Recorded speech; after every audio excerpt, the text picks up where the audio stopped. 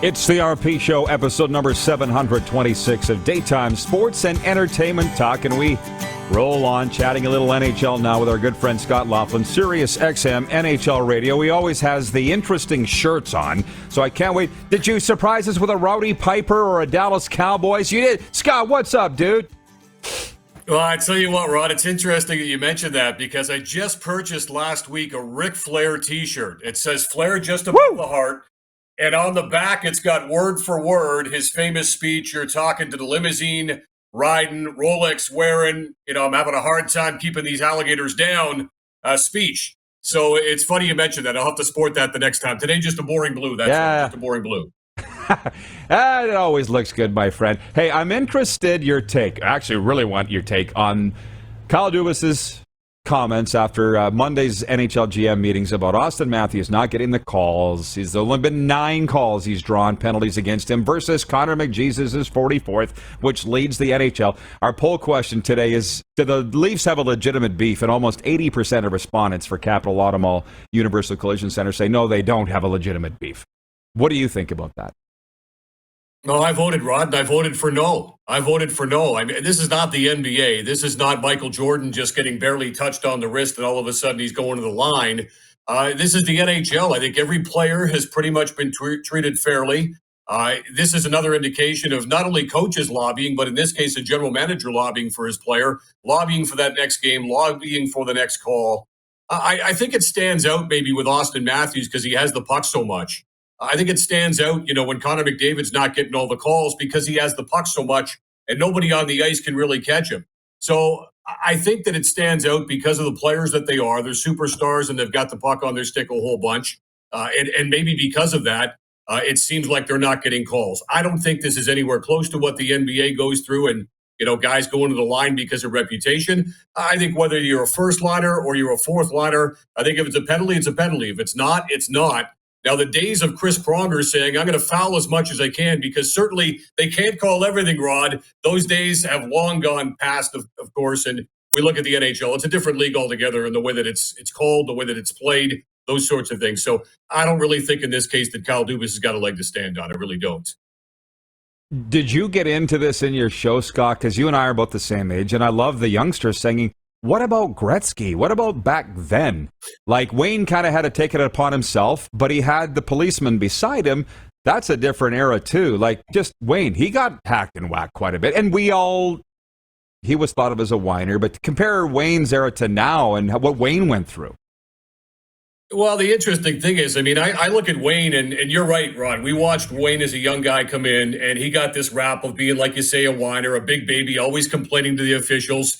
Crosby had the same knock on him when he came in, right? And now we're starting to revere Crosby towards the latter stages of his career like we did with Wayne before him. So you're right. It was a different game back then. You had some protection. You had guys who could step in and take care of things. And, you didn't want to get too close to Gretzky, as we know, back in the heyday, because it was Dave Semenko, God rest his soul. It was Dave Lumley. Later, it was Marty McSorley. If you were going to get near Wayne, then you had to answer to those guys. The game has changed markedly, no question about it. The other thing as well, in watching Wayne Gretzky play for all those years that we did, Rod, he was slippery. Like he could slip checks out there. Other than Bill McCreary and that fateful hit that one night on a Saturday at Northlands Coliseum in Edmonton, nobody really was able to hit Wayne for the reasons that we've already mentioned, and also because he was a slippery sort.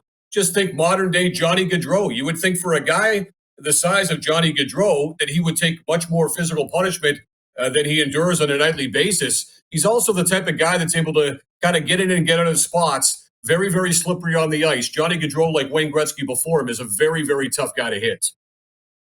Hey, buddy, you got one coming in Connor Bedard, who very rarely gets hit. I almost nicknamed him the mouse because he shimmies through these little cracks. He's very hard to pin down, but he did get hit from ankle to shoulder, cutting into the middle one night against Brandon. I almost ran onto the ice to see if he was okay. But Connor Bedard has that. He's got that knack. Scott, I'm sure you talked about it all morning, but what will Eugene Melnyk be remembered for? Well, it's interesting, isn't it, Rod? Because we think back on Eugene and we think back to the last couple of years, and everybody looks back to the outdoor game at Parliament Hill, and he had those comments that certainly seemed to make him be separate from the fan base itself. And I don't think that he was, towards the end, looked upon the same way. Unfortunately, because of that, there seemed to be a divide between he and the fan base, a fan base that, quite frankly, before that was firmly behind him. They were basking in the afterglow of going to the Stanley Cup final back in 2007, losing out to Anaheim in 5 games. I think when you go back to when he first took over, he was seen as a bit of a savior as well, because of the fact that in 2003, with that team, in or around bankruptcy, there was continued speculation that the Ottawa Senators were going to go south. And he came in the nick of time, and he saved the franchise, and he kept hockey in our national capital. So I think it's interesting to see how he developed and progressed over the years, or digressed, depending on your impression. I think ultimately there's a side of him that probably not many people saw. I know in Toronto, he was a graduate of St. Michael's College School. I know before I got back into radio and working at Global Television in Toronto, I went over to St. Mike's to do a story on the fact that he donated $2 million to that school so they could build an outdoor facility, sort of an outdoor during the summer, indoor with a bubble over top during the winter facility, so that students and athletes could train at St. Michael's College School. Just things like that he would do that would be very, very generous. We know towards the end, for obvious reasons, he was supporting Ukraine in its continuing efforts, of course, to thwart off Russia. So I think a bit of a mixed bag towards the end. Unfortunately, the last couple of years haven't been great for Eugene Melnyk in the eyes of the fan base there in Ottawa. But let's not forget again, there would be no hockey in Canada's national capital if he didn't arrive in the nick of time going back to 2003 to ostensibly save the franchise. Forget about a Stanley Cup final prediction. I'm going to ask you for a Final Four, and I'll go first. We spent half our time in Calgary. You can imagine what they're saying. I'll say a Calgary-Colorado West final and a Florida-Toronto East final. They'd love to see Flames Leafs. Have you thought about who might be your Final Four? Yeah, you know what? I'm okay with Calgary and Colorado. I picked the Avalanche. I did take that low-hanging fruit before the season began, and I said I'm going to take the Avalanche to win the Stanley Cup, just as I said last year, Rod, that they'd win the Stanley Cup. Last year, they let me down.